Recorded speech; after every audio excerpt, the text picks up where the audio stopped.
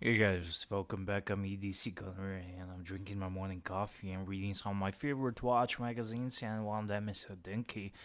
And I see this article, the biggest watch prices of 2020 so far. So I thought I'd do a little reaction video with you guys. So we're gonna take a look at these watches one by one. You can see what we're gonna take a look and chat with you about them. So I will tell you what I think about them, and that's nothing else to it. So I want to hear what do you think about them too. So the article says here to say that 2020 so far has not been business as usual is to say nothing at all. Yeah, no kidding. However, the trade shows collapse and everything, so most of the watch brands are doing their own promotions and doing so. The first watch we're gonna take a look at is JaegerLeCoultre or JaegerLeCoultre or GLC, a Master Control Chronograph calendar, and the writer of the article says here that he was under impression that GLC has done just about it all, but apparently they did not. And GLC is a grand maison. They are making some great watches, and this one is really cool. It's a triple calendar with moon phase, and usually these kind of watches are so much cluttered it's hard to read them. I recently reviewed GOC Master Geographic Chronograph. It was really tough to read. This one's completely opposite. It's a dressy watch, and I really like it. This one is very nice. However, I'm wondering how are they gonna sell it? How much is it? So let me just quickly go through the infos down there. Uh, JaegerLeCoultre is a brand that I really like. It's a maison, and they are not making the watches too much expensive, so they're somewhat affordable, and you get a great value for money. 14,500, so 15 for the steel version and 26,000 for the gold. And 15 for the steel is very reasonable. You get a chronograph, triple calendar, moon phase. Did I say that right? It's a mouthful. However, there are a number of other watches you can get for this money, uh, especially on the used market. What I'm thinking first, and this is why it's hard to be a JaegerLeCoultre. And I'm thinking first, I would rather wear a Vacheron Constantin Overseas second generation chronograph for around, I don't know, 10-ish, 12, for probably the same money, even lesser. Yes, this is a brand new watch and it's a tremendous value, but I kind of like that one. So, no doubt, great watch, but I see a very limited.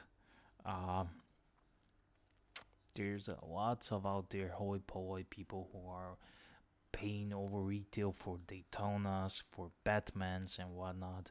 And this one is so much better watch, but it's a tough market, and all those people want the Green Submariner, and they will pay 15 for Green Submariner, but not for this one. So I'm afraid this one is gonna be a hard job to sell it. It's a great watch though.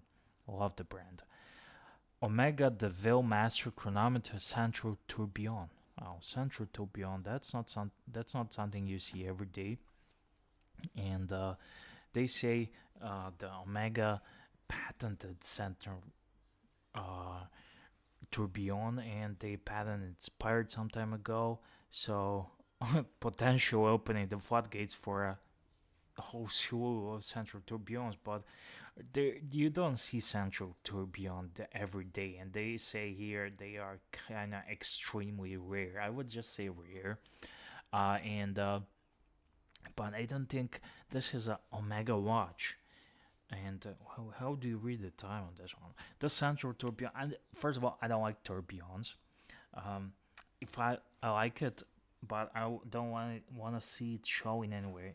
If you want to see tourbillon, flip over the watch and have a closed dial. So those are my kind of tourbillons. They're amazing, but I don't like it that much. I saw one in person, and it's a wow, but uh, it's not. And if it's here in center of the watch, like a big eye staring at you all the time, I don't like it. The whole watch is like a big eye with a pupil and everything, kind of freaky. And I don't think the Omega is the right brand to be making tourbillons. I get it, it's innovation and everything. You gotta be a big Omega fanboy for this to to work. I don't see it. I don't see it, and I don't think Rolex, not even Rolex, can pull off tourbillon in the Celine line or wherever they put it. They cannot pull it off. It's not that kind of brand for the tourbillon. Do tell me, uh, do you think Rolex could pull off tourbillon? Would that increase the sale of Celine models or whatnot? Um, Tourbillons are for GLC and watches of above level, and I think this is just flexing, but it's too much. Let me just check out how much this thing is. $168,000.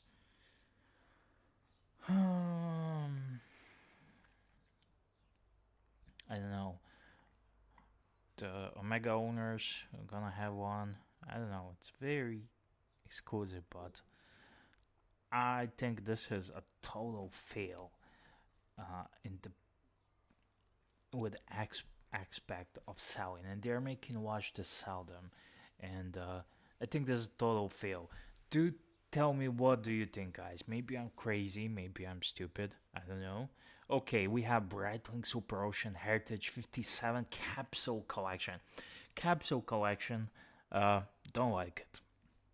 There are one or two cool pieces, maybe that rainbow stuff, but concretely, this watch here you see on the display, uh, do tell me who thinks that this looks like a spinnaker, because I do. This looks like a spinnaker, and that's not a compliment to Breitling. It's a compliment to Spinnaker. It's a micro brand from China, and I don't like it. Looks cheap. Looks cheap.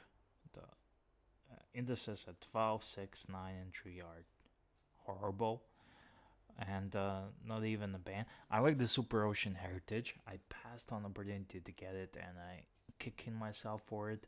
Uh, I like the new Heritage line, the vintage chronographs they're coming up with the capsule collection. I don't like it. No, not for me. So let me just check. 425 690. No, this one is gonna be still on the used market. Just wait a couple of years and you will see. H. Moser Streamliner Flatback Chronograph Automatic. I'm not gonna read anything, I'm just gonna take a look at the photo. And sorry about the background noise, but yeah. There's only one thing that springs to mind when I look at this watch, and that is Porsche Design. Porsche Design.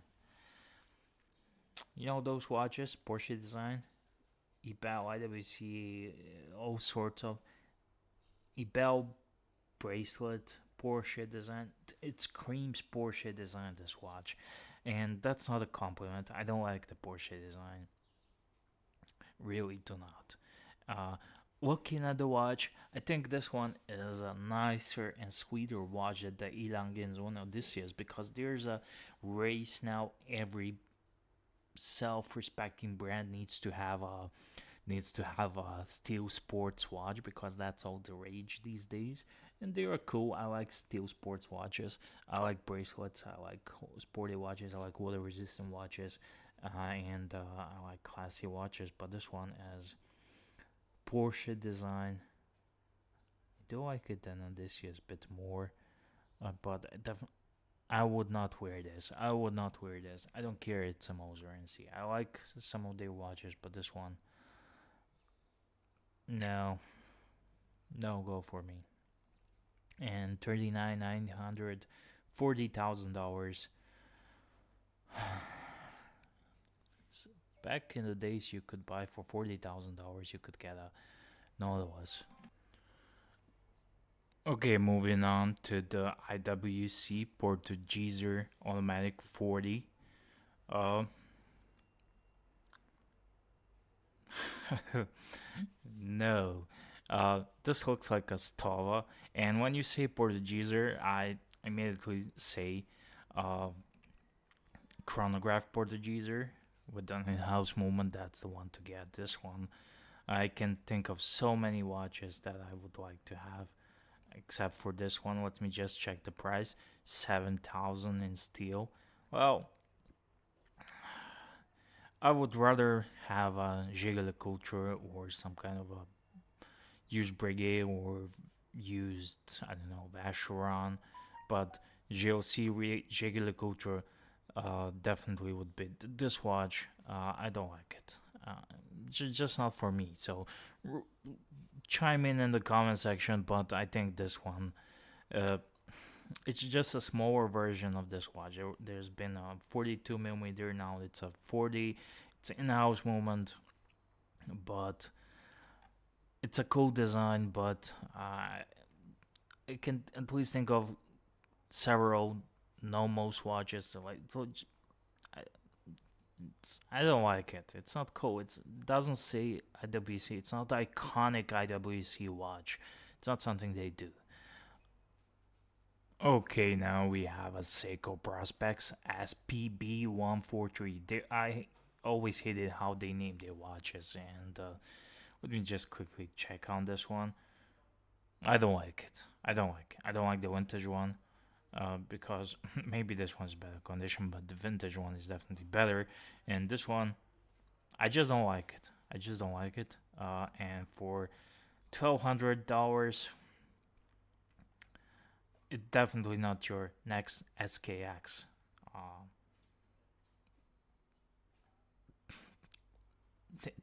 I don't like it. Do tell me in the comment section. Prove me wrong. Maybe I do not like it. Maybe I like it. So, yeah, that's it. Thank you for watching, guys. I'm EDC Gunner. And if you want more of these, write me in the comment section. And I would love to hear your thoughts, about these watches. So, thank you for watching.